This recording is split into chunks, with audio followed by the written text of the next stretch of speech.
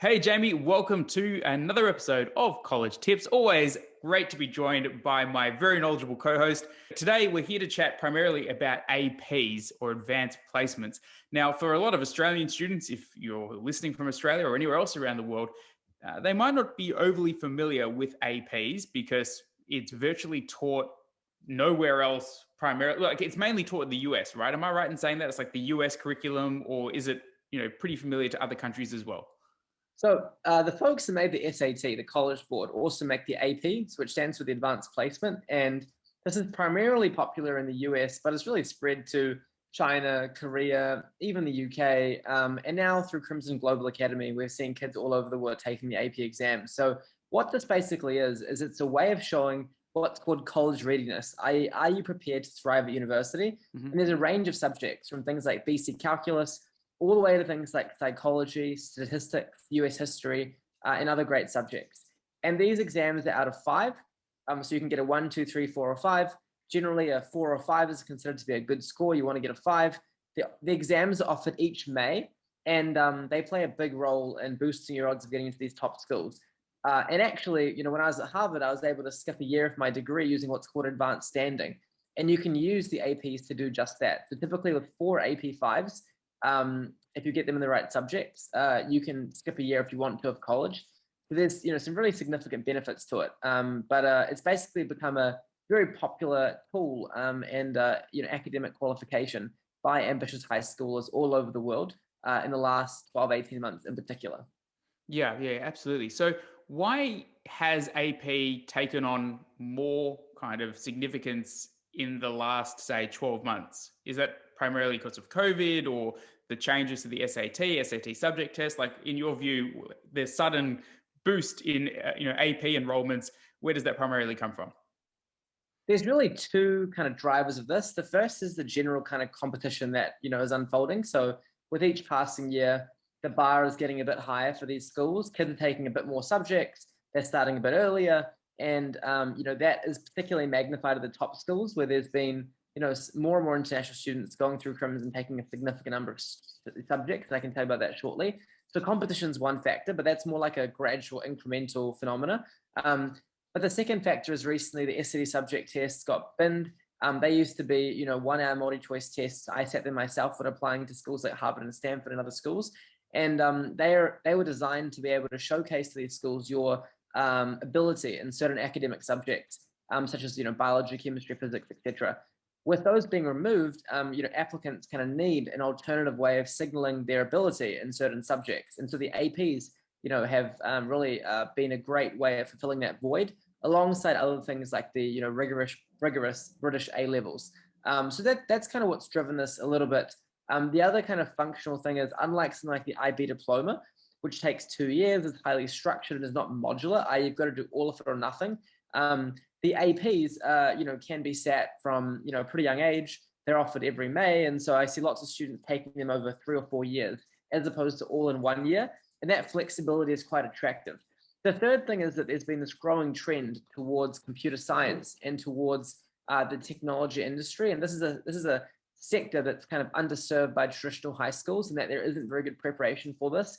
So things like AP computer science have become popular kind of extra choices by ambitious kids to sort of level up on a critical skill that the school system kind of neglects around the world. Right. And just for students trying to get a grasp of how difficult the APs might be, I mean, the name is advanced placement. It does sound like a fairly heavy workload. But, for your understanding of different curriculums around the world, where does AP sit relative to others in terms of its difficulty? So the AP varies significantly based on the subject you choose. So things like, for example, AP psychology, AP statistics are pretty easy, to be honest. And subjects like AP basic calculus or even AP physics, they are very challenging. So on a spectrum, AP basic calculus or some of the AP physics C kind of exams are, really equivalent to, higher level IB or A levels in the associated subjects, and are difficult and rigorous. APBC calculus is probably harder than A-level math. But on the flip side, subjects like, say, A-level psychology, are very doable. And lots of talented students can begin these at a pretty young age, like 13, 14, 15, if they wish to. So I think there is a bit of a spectrum of challenge there, and applicants can kind of duck and dive and choose the subject they're most prepared for. Yeah. Well, AP is certainly one of those things that I have heard is can be super challenging, and as you said, also can also be quite easy depending on what you choose. But like, if a student is, for instance, doing advanced maths at school or really loves maths at school, I'm assuming that a lot of what they've already learnt at school could then be pretty readily applied to, say, some of the math subjects in the AP curriculum. So they wouldn't be necessarily starting from scratch there, right? That's right. So how students, engage with this is that, they've been to their traditional high schools in Australia or New Zealand or, other countries. And then they come along to us at our Crimson Global Academy and they can take these extra APs and they've learned some of the content from their existing school system. We then accelerate them, help them get through the additional content, help them learn with like-minded peers, a talented teacher, then prepare them to sit the exam and get the, AP result. So this is very much something which builds on some of the strengths you've already established in high school. In some cases, students will begin a brand new subject. So they might take, for example, AP microeconomics or AP macroeconomics, and may have never had any economics beforehand. But of course, something like AP BC calculus builds on the math foundation the student's been growing for several years. And I know that, like, I was actually just talking to Eunice, who got into Harvard and had done quite a few APs. And she had made the decision that in some instances where she got a 4 instead of a 5, she didn't actually report it to the university. And so in the admissions side of things, it's one of those things that, like, if you get a 5, great, report it. If you get a 4, is it an optional thing that you don't have to necessarily let the universities know that you're wanting to, or that you've sat the exam and got a 4? So the rules kind of vary from school to school. Some schools do require you to report all grades. Others are, flexible for you to report the ones you wish to. But it does vary, and it's important to check because some of the schools can be quite strict about this criteria. So you wouldn't want to, for example, not report something when you had to for a certain school. That can put you in a bit of trouble. So there is flexibility, but it varies based on the school. And as far as kind of what you just mentioned, it's broadly correct that you basically want to be shooting for 5s in the AP, and a 5 is not 100%. A 5 is just enough of the exam correct that they give you a 5. So a significant portion of our Crimson students do land the 5s in their APs, and I often see kids like resitting a 4, and definitely you don't really want to have any 1s, 2s, or 3s. That they're actually it's quite hard to score a 1, 2, or a 3 if you've kind of like done your homework. So that would be sort of the college admissions dynamic. Yeah. Okay, so let's talk about some case studies about real life examples of students who have done their local curriculum or whichever curriculum they've done and have supplemented their local curriculum with the APs, knowing that most of these kids have also probably done the SAT or ACT as well. And then as a result have successfully gained admission. So if you're looking at some of these like top universities or top students, what is like a rough estimate of AP courses that a student might tend to sit to help them stand out from the crowd? It's a good question. So it varies based on the rigor of the local curriculum you're taking and the kind of competitive market for which you're applying from to these schools. I'll give you an extreme example to start with. So one of my students just got into Harvard from Shanghai. Now this is non-trivial because Shanghai and China is probably the most competitive region to apply for the US from. And this is because the intense academic culture, the huge number of applicants and the limited number of slots. So this student was able to get into Harvard, and he was a very talented STEM student. Over the course of 3 years, he took 17 AP exams, scoring 5s in all of them. So that is an example of somebody who early on with Crimson, we decided together that he was shooting for top schools. He had some serious academic potential, and we wanted to really turbocharge that and make sure he was pursuing a pretty aggressive exam schedule to really highlight to these schools the very diverse academic skills he'd built across this wide range of subjects. So that's kind of where the goal of 17 came from. So he ended up taking APs in history of art, biology, calculus, chemistry, computer science, English language, French language, macroeconomics, microeconomics, music theory, physics C, electricity, physics C, mechanics, psychology, stats, and US history. And I better have some water. So that gives you a sense of like all the APs the student took. Now on the flip side, we regularly get in kids across the US who have 4 APs. I can think of one of my students who's now at Stanford who took 4 APs, and she I think got a 4 on one of them actually. So there's a spectrum. If you're applying and you're doing something like the A levels or the IB and you're in a foreign country, even doing like 2 or 3 or even 1 in an additional subject, like taking AP Computer Science with us alongside your traditional school is a fantastic opportunity that a lot of students are doing at Crimson Global Academy. So I'd say 1 to 17 is probably the range that you can go for. And I see sort of top tier applicants often having 10, 11, 12. But again, it varies. Like if your local curriculum's weak, you need more. If your local curriculum's like the IB or something, which is pretty rigorous, then you don't need as many, and you don't need to necessarily double up on your subjects. Another one of my students just got into Stanford from New Zealand. He had 8 A levels, and I think he had 4 AP subjects. So he kind of combined both. Wow, yeah. So taking a really diverse range of courses there. And you've mentioned ranges in terms of the number of subjects, but also you've been mentioning a couple of, ages where students might look at some of these APs. The younger, the better, I guess, in some instances, if they're able to do it. But usually you'd probably try and avoid doing APs in your final year of high school. Is that correct? You can definitely do it. I mean, lots of students take it in the last year. The problem is just depending on which hemisphere you're in.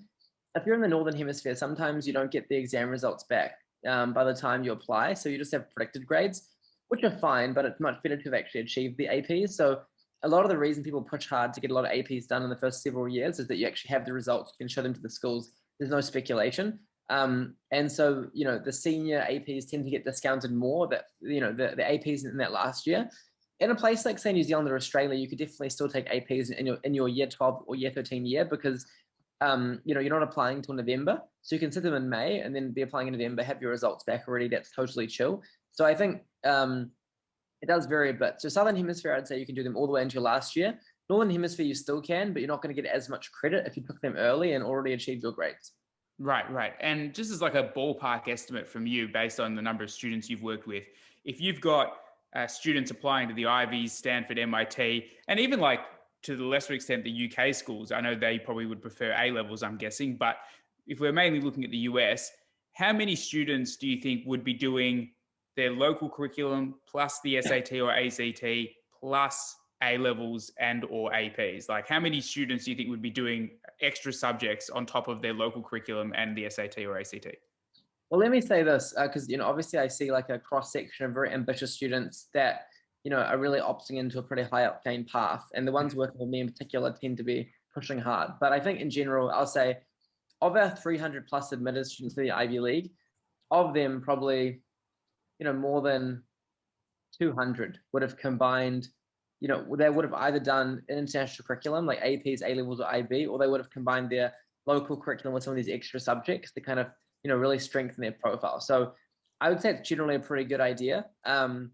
There's just not many ways for you to differentiate academically within just curriculum alone. If you don't take one of these kind of modular things like A levels or AP, begin them early, put up a lot of subjects. And, I've seen people running an A level strategy and AP strategy, sometimes people do NZQA scholarships in a place like New Zealand, but a lot of them are tending towards it. This is for those top schools. Of course, the bar is lower for other types of universities, but, through the lens of these top schools, it's pretty common. Yeah.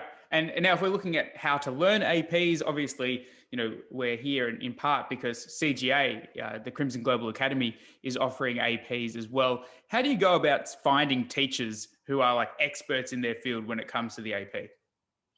So we really have, kind of 2 ways to do this for students. So the first is we provide, one-on-one tutoring. We've got thousands of mentors that, come from places like Harvard, Stanford, MIT, Yale, etc.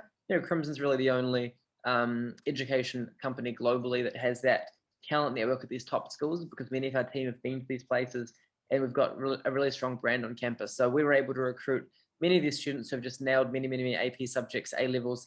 They can tutor you online very effectively through one-on-one, or you can pursue the Crimson Global Academy. You can join our school part-time or full-time. If you go full-time, you can even get a full US high school diploma, or part-time, you can just take these extra APs with us in a small group class. So 2 different ways for you to learn your APs.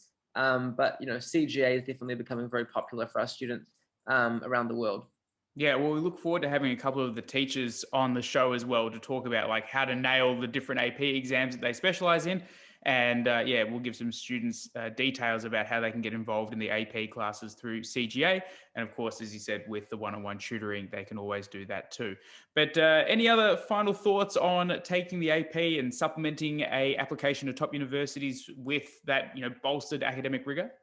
Just that you want to start early, because basically if you begin early, you just have more years to get through more subjects. So if I say 17 AP, it sounds a bit nuts, but that's if you did it in 1 year, it probably would be nuts. But if you do it over 3 years and you're thinking about, say 6 a year, that's starting to become a lot more reasonable. If you stagger it over 4 years, 4 a year, even more reasonable. So with these things, like, you got to begin early. So really come chat to us. We can definitely support and figure out what subjects you can handle. We give you a lot of different diagnostics to see what academic ability you currently are at and how we get you rolling down that path. But you do want to begin it early, so you're not trying to chase many subjects during those final phases where you should be thinking about things like application essays, etc. So this is definitely something where beginning early has significant competitive advantage. And the good thing is it really helps you in your future as well, because these subjects like computer science, calculus, they're going to build enduring skills within you, which will really help you, within your job market pursuits as well. And computer science, for example, is the second most popular career path for Crimson alumni right now around the world, going to companies like Google, Facebook, DeepMind, Uber, and many other awesome organizations. So do think about this pretty seriously, both from a candidacy perspective, but also for preparing for a competitive job market where you can really thrive. Thanks for listening to Top of the Class. Subscribe for future episodes. For show notes and to plan your best future, head to crimsoneducation.org.